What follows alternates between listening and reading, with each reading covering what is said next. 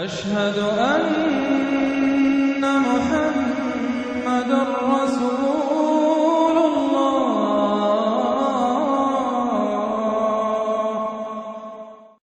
سورة الفجر، بسم اللہ الرحمن الرحیم، والفجر وليال عشر والشفع والوتر واللیل اذا یسر۔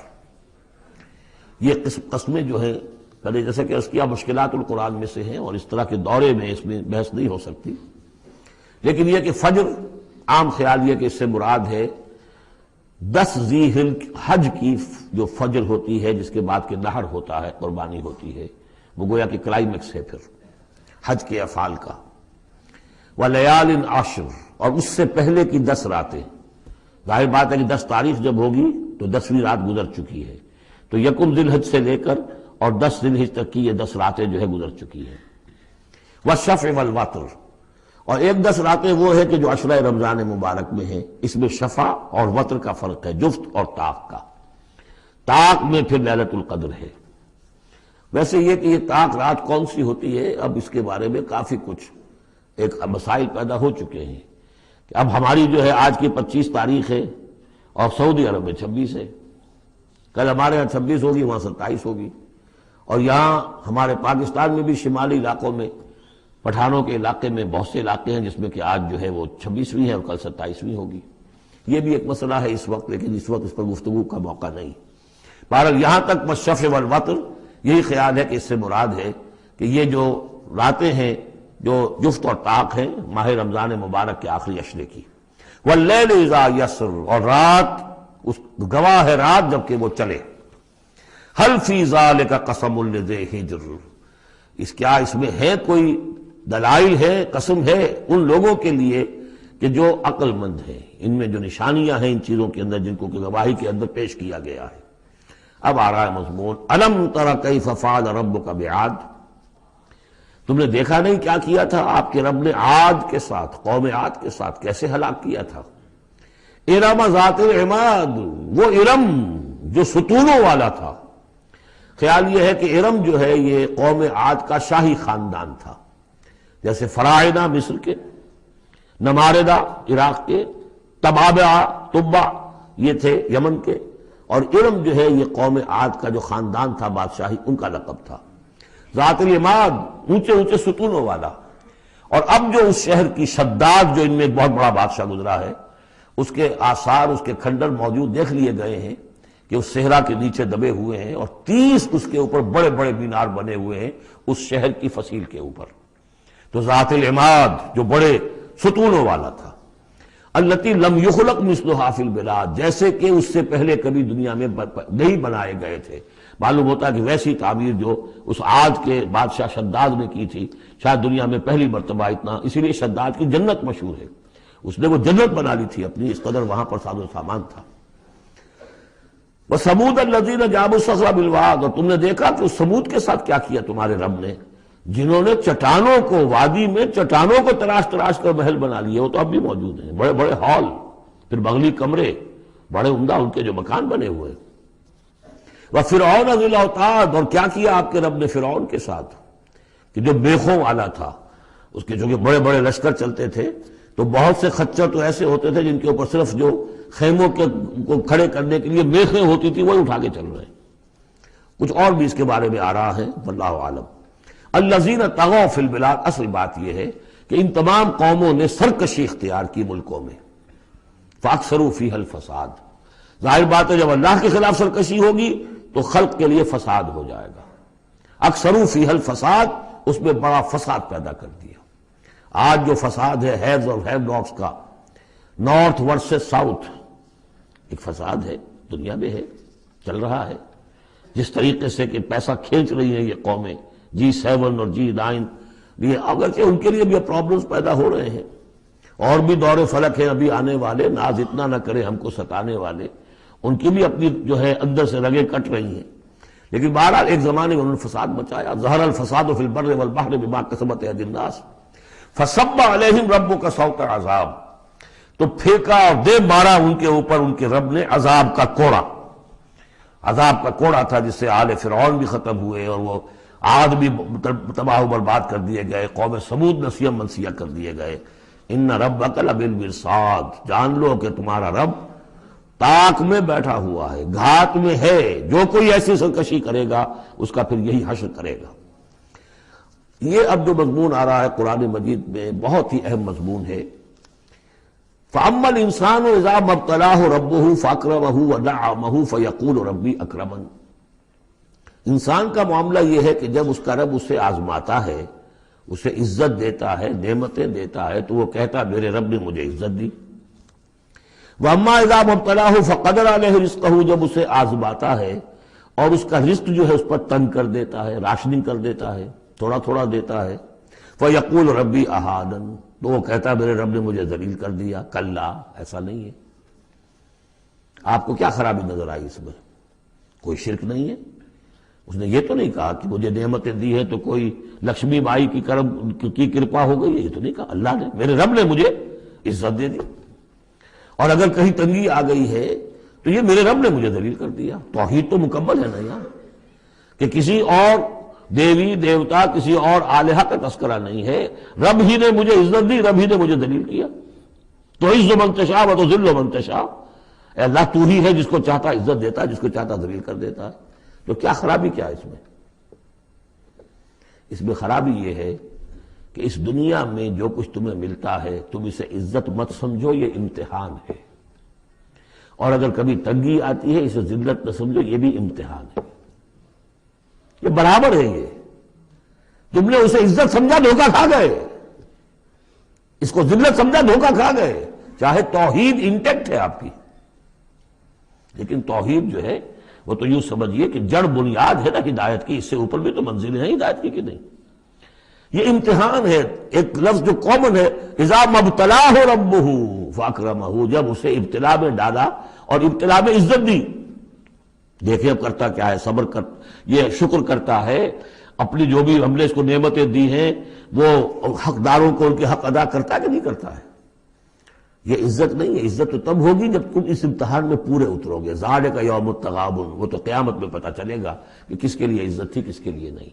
کسی کو تنگی دی ہے تو یہ ذلت نہیں ہے، دیکھنا ہے صبر کرتا ہے کہ نہیں کرتا۔ کہیں یہ بالکل مستر ہو کر اور اپنی عزت نفس جو ہے ہتھیلی پر رکھ کر لوگوں کے سامنے مانگنے کے لیے تو نہیں نکل جاتا، پتہ چل گیا نا۔ تو یہ امتحان ہے۔ تو پہلا درجہ سمجھیے کہ چاہے فراوانی ہو، عیش ہو، آرام ہو، دولت ہو، یہ بھی امتحان، تکلیف ہے، رنج ہے، محنت ہے، مشقت ہے، اسرت ہے، تو یہ بھی امتحان، دونوں برابر ہو گئے۔ اب بھی ہدایت اس سے اوپر بھی ہے ایک۔ ہمارے دل میں یہ چور رہے گا پہلا امتحان آسان ہے دوسرا مشکل ہے، نہیں، حقیقت اس کے برعکس ہے۔ پہلا مشکل ہے، یہ دولت میں رہ کر بھول جانے کا آپ کے اندر زیادہ امکان ہے۔ حدیث آپ کو سنائی تھی، ما قل و کفا خیر مما کثر و الہا، اگر زیادتی ہوگی، دولت ہوگی، تم اللہ کو بھول جاؤ گے تو زیادہ سخت نقصان یہ ہے، زیادہ بڑا امتحان یہ ہے۔ اور اگر ناپ تول کر مل رہا ہے تو ہر وقت اللہ یاد رہے گا، یہ ہلکا ہے، در حقیقت وہ بھاری ہے۔ اور اسی میں وہ واقعہ نوٹ کر لیجئے امام احمد ابن حنبل رحمۃ اللہ علیہ کا، کہ جب وہ مار پڑ رہی تھی کہ جس کے بارے میں الفاظ ہے کہ ہاتھی کو بھی وہ مار پڑتی تو بالبلا اٹھتا، اس وقت آنکھوں میں آنسو نہیں آئے۔ کب آئے؟ جب بادشاہ وقت، خلیفہ وقت کا ایلچی آیا ہے اشرفیوں کے توڑے لے کر کہ یہ بادشاہ نے آپ کے لیے نذرانہ بھیجا ہے، تب رو پڑے، اے اللہ میں اس امتحان کے قابل نہیں ہوں۔ یہ امتحان سختر ہے۔ تو یہ ہے درجہ بدرجہ، لَتَرْكَبُنَّ طَبَقًا عَنْ طَبَقٍ، تو ہدایت کے بھی یہ درجے ہیں۔ پہلا درجہ تو یہ ہے کہ جو بھی ہے اللہ کی طرف سے ہے، تنگی ہے تو اللہ کی طرف سے، اور فراوانی ہے تو اللہ کی، یہ توحید تو پوری ہو گئی آپ کی، اللہ کی طرف سے۔ لیکن اس میں اب آگے درجے ہیں کہ یہ امتحان ہے، یہ بھی امتحان، وہ بھی امتحان، اس اعتبار سے دونوں بھی امتحان ہیں، یہ دونوں برابر ہیں۔ اس سے بھی اوپر یہ ہے، وہ امتحان مشکل ہے فراوانی والا، اور یہ امتحان جو ہے یہ آسان ہے۔ فَأَمَّا الْإِنسَانُ إِذَا مَا ابْتَلَاهُ رَبُّهُ فَأَكْرَمَهُ وَنَعَّمَهُ فَيَقُولُ رَبِّي أَكْرَمَنِ وَأَمَّا إِذَا مَا ابْتَلَاهُ فَقَدَرَ عَلَيْهِ رِزْقَهُ فَيَقُولُ رَبِّي أَهَانَنِ كَلَّا۔ لیکن چونکہ تمہاری ذہنیت یہ ہے، لہذا تمہارا طرز عمل کیا ہے؟ بَلْ لَا تُكْرِمُونَ الْيَتِيمَ، تم یتیم کی عزت نہیں کرتے۔ وَلَا تَحَاضُّونَ عَلَىٰ طَعَامِ الْمِسْكِينِ، تم مسکینوں کو، غریبوں کو کھانا کھلانے پر ایک دوسرے کو اکساتے بھی نہیں ہو، خود تو کیا کھلاؤ گے؟ اس لیے کسی اور سے اگر کہہ دیں گے تو وہ پلٹ کر کہہ دے گا تم کیوں نہیں کھلا دیتے، لہذا بہتر یہ ہے کہ خاموشی رہو۔ وَلَا تَحَاضُّونَ عَلَىٰ طَعَامِ الْمِسْكِينِ وَتَأْكُلُونَ التُّرَاثَ أَكْلًا لَمًّا، اور تم چاہتے ہو کہ ساری وراثت اور میراث سمیٹ کر تم ہی ہڑپ کر جاؤ۔ اور وہ رواج وہاں پر یہ تھا، ہندوؤں میں تو اب تک بھی شاید ہے، کہ وہ بڑا بیٹا جو ہے بس وہی وارث ہے، باقی کسی کا کوئی حق ہوتا ہی نہیں۔ یہ تو قرآن نے دیا ہے تفصیلی قانون وراثت۔ باقی یہ ہے کہ جس شخص کا ہاتھ پڑ گیا اور جس میں جو بڑا کوئی طاقتور ہے وہ چھوٹے بہن بھائیوں کو کیا دیتا تھا؟ کچھ بھی نہیں۔ تم چاہتے ہو کہ ساری میراث تم جمع کر کے ہڑپ کر لو۔ وَتُحِبُّونَ الْمَالَ حُبًّا جَمًّا، اور مال سے تو تم محبت کرتے ہو ٹوٹ کر، وہ تو گویا کہ کوٹ کوٹ کر بھری ہوئی ہے تمہارے دل میں۔ کلا، یہ دو صورتیں اس اعتبار سے ان کو ذہن میں رکھیے کہ خاص عرب کا جو ایک معاشرہ تھا، اس کا ایک کلچر تھا، اس کی ایک ثقافت تھی، اس کی تصویر ہے جو ان دونوں صورتوں میں آ رہی ہے۔ ایک ان کا اپنا ثقافت کا، ان کا ماحول، غریبوں کو کھانا کھلانا، یہ ان کے ہاں سمجھا جاتا تھا اچھا کام ہے، لیکن یہ کہ جو لوگ دولت کی محبت میں مطلع ہو گئے وہ کیسے کریں گے اس کو؟ اور جو بھی وہاں پر ہو رہا تھا، زوردار جو بھی ہے طاقت والا، سب کو سمیٹ لیتا تھا۔ کلا اذا دکت الارض دکا دکا، اس آیت کے ترجمے دو بھائیوں نے علیحدہ کیے ہیں۔ دو بھائی کون؟ امام الہند شاہ ولی اللہ دہلوی کے فرزندان گرامی رحمت اللہ علیہ و رحمت اللہ علیہما، باپ پر بھی رحمت ہو اللہ کی اور دونوں بیٹوں پر بھی۔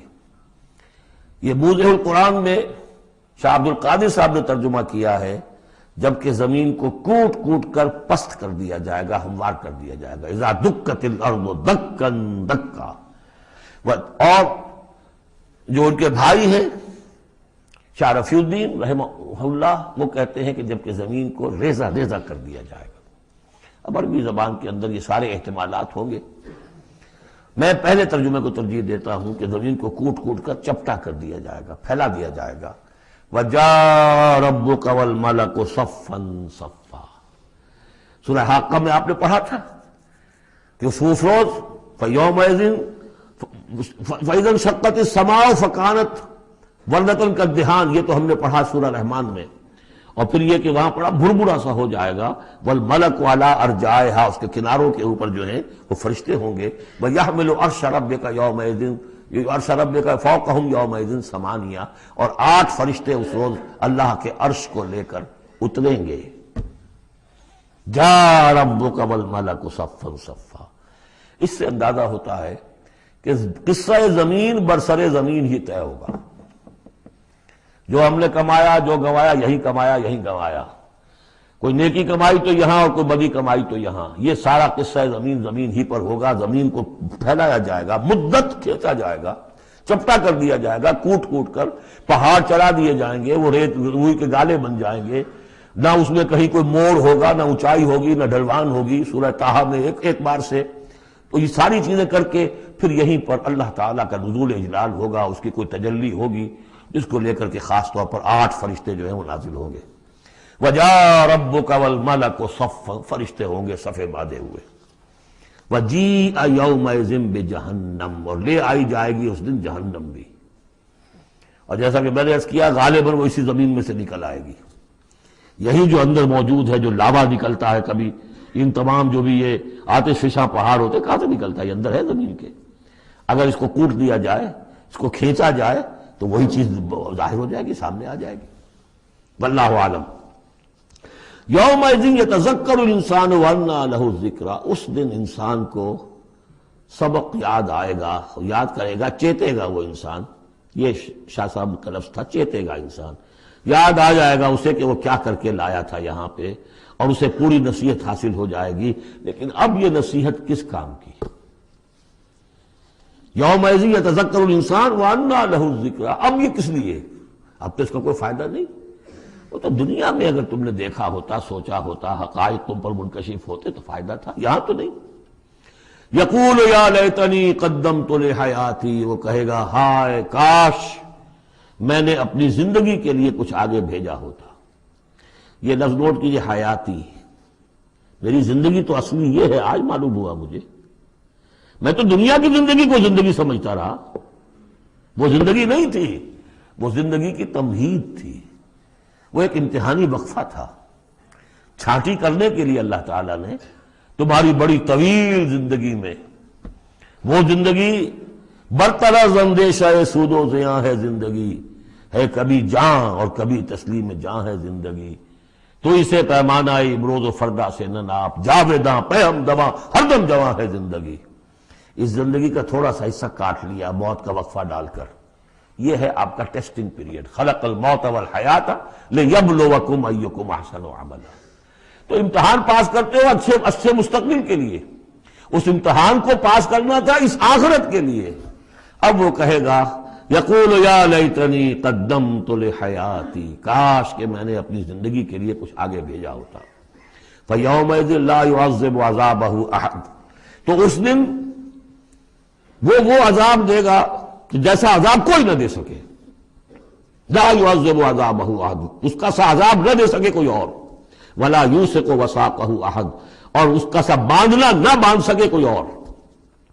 لیکن اسی وقت کچھ قسمت ہوں گے، کوئی خوش قسمت، جن سے کہا جائے گا یا ایتھا النفس المطمئنہ، اے نفس مطمئنہ۔ کون؟ جو اس زندگی میں، امتحانی زندگی میں مطمئن ہو کر اپنے رب کی بندگی میں لگا رہا، یکسوئی کے ساتھ اس کے دین کے ساتھ چمٹا رہا، مطمئن۔ یا ایتھا النفس المطمئنہ ارجعی الی ربک راضیۃ مرضیہ، اب لوٹ جاؤ اپنے رب کی طرف اس حال میں کہ تم اس سے راضی، وہ تم سے راضی۔ رضی اللہ عنہم ورضوا عنہ فادخلی فی عبادی، داخل ہو جاؤ میرے نیک بندوں میں۔ اولئک مع الذین انعم اللہ علیہم من النبیین والصدیقین والشہداء والصالحین، جاؤ ادھر جاؤ۔ فادخلی جنتی، اور داخل ہو جاؤ میری جنت میں۔ اللہم ربنا اجعلنا منہم، بڑی ہمت کرنی پڑے گی یہ کہنے کے لیے کہ پروردگار ہمیں ان میں شامل فرما دے۔